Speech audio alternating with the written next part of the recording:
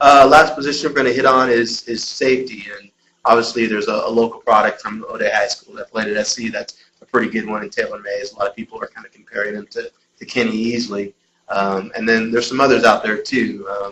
What do you think about safety and the possibility of Seattle drafting somebody there? Certainly safety has been a concern. Again, we talked about before that with cornerback, it isn't so much that the cornerbacks have fallen off the face of the earth. It's that without a pass rush, they've been exposed a little bit. I think that's been some of the case as well at safety.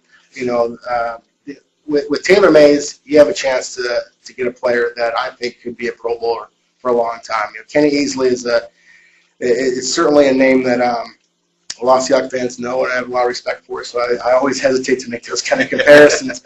but he is a phenomenal talent. I mean, he's just bigger, stronger, faster than everybody else. He plays. The nice thing about Mays is that he plays deep enough that you actually get to see him in coverage. You get some of these defenses that will disguise their coverages so much, will move their safeties up. William Moore from Missouri, for example, they move him up so much, he's almost like another linebacker. Same with Nick Harris of Oklahoma. And they play these guys up so close that you get to see that they're flying tacklers in the open field, but aren't necessarily as good in coverage. Mays has the speed, has the instincts, has the quickness in coverage that you like as well, besides the fact that he can come up and absolutely lay the wood on any player that's coming in, whether it be a running back or a receiver over the middle. So he is a potentially fantastic player. I just get worried about any time you're taking a safety in the top 5 or 6. I mean, certainly if you have a chance to get in like a late Sean Taylor or Ron Landry, then you have a chance to see what those guys can do. With Taylor Mays, he's surrounded by so much talent there. You got Ray Maluga, you got Brian Cushing, all these different linebackers that can make plays. He's a talented player. I don't know that he's the sure thing that a lot of people are characterizing him as. I think that I do think he's going to be a very good player. I just think that his value in this draft is going to end up being between more of that 10 to 15 spot rather than the top 5. So if Seattle were to go after like that, they might want to trade down a couple spots in order to get him instead of taking. They might be reaching a little bit of the top 10. I think if they end up winning any of these last couple of games, they end up dropping a couple of spots, that makes a little bit more sense.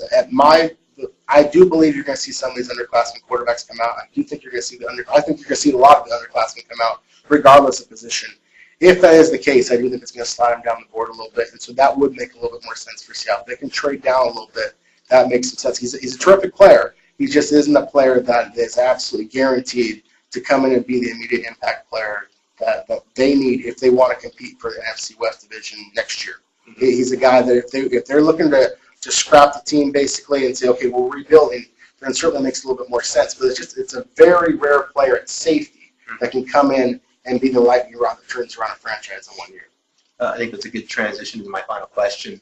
With the Seahawks, the change at that head coach, obviously with Holmgren retiring and Jim Moore coming on now, how important is this draft for Seattle in 2009 in terms of having a quick turnaround, or like you said, maybe they go ahead and scrap it, totally rebuild from the ground up, and they're going to wait a couple years before they can be good again?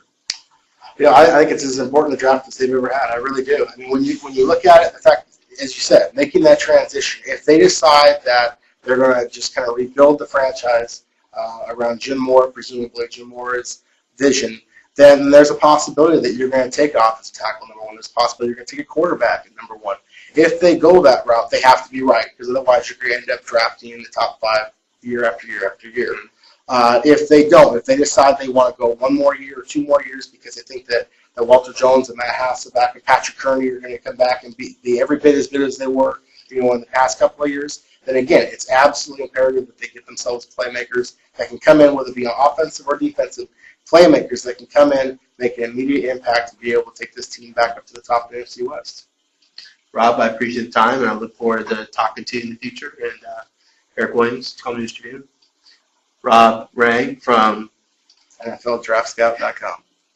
Thanks. Appreciate it. Thanks. I think it went okay. Yeah.